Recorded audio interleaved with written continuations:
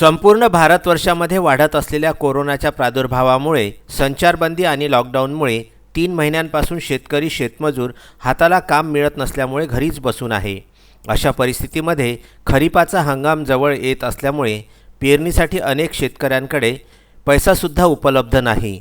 त्यामुळे सोनगाव येथील बचत गटांद्वारे संघर्ष ग्राम संघ येथील महिलांनी शेतकऱ्यांना खरीपासाठी बियाणे उपलब्ध करून देण्याची हमी घेतलेली आहे। चांदूर रेल्वे तालुक्यातील सोनगाव येथील महिलांनी 40 बचत गट तयार केले। त्यामध्ये 110 महिला सहभागी झाल्या।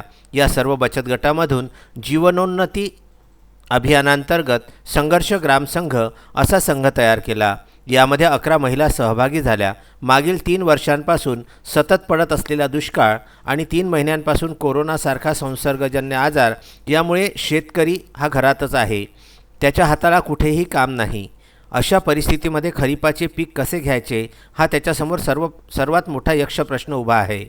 महिला संघर्ष ग्राम संघ सोनगाव यांनी शेतकऱ्यांना 1% दराने बियाणे उपलब्ध करून देण्याचे ठरविले। त्यामध्ये सोयाबीन, तूर, कापूस बियाणे ही खते उपलब्ध करून देण्यात येणार आहे। यासाठी संघाच्या अध्यक्षा अनिता धाबर्डे, उपाध्यक्षा रंजना कांबळे, सचिव रंजना गावंडे यांनी पुढाकार घेऊन 2,52,000 रुपयांचा बियाणे व खते विकत घेतली। हे सर्व बियाणे व खते शेतकऱ्यांना अल्प व्याजदराने खरीप हंगामाची पिके निघाल्यानंतर त्यांच्याकडून पैसे घेण्यात येणार आहे।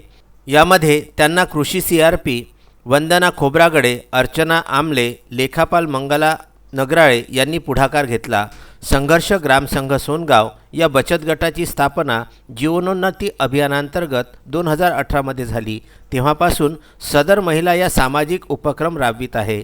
कोरोनासारख्या आजारामध्ये सुद्धा गरजवंत कुटुंबांना धान्याचे वाटप केले। आता सुद्धा खरीप हंगामासाठी शेतकऱ्यांसाठी मदतीचा हात पुढे केला।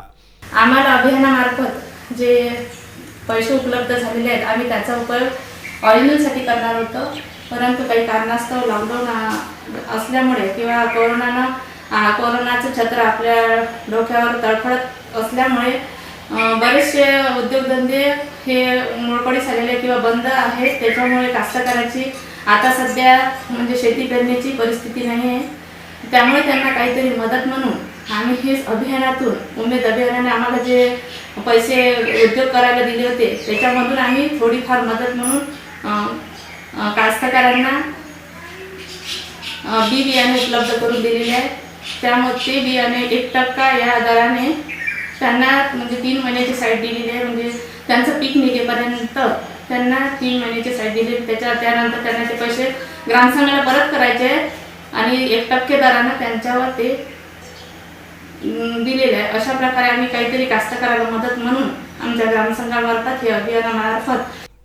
चांदूर रेल्वे येथून विदर्भ न्यूजकरिता बंडू आठवले यांचा वृत्तांत।